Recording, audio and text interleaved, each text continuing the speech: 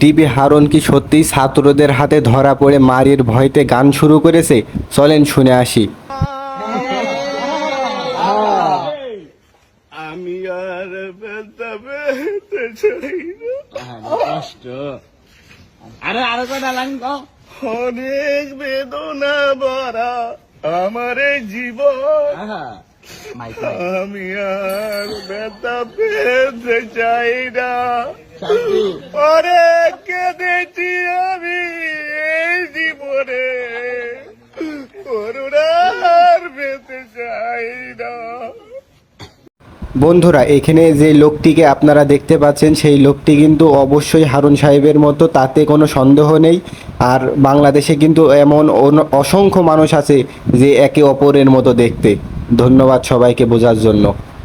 আর আপনি যদি চ্যানেলে নতুন হয়ে থাকেন তাহলে অবশ্যই আমাদের চ্যানেলটা সাবস্ক্রাইব করে আমাদের পাশে থাকবেন।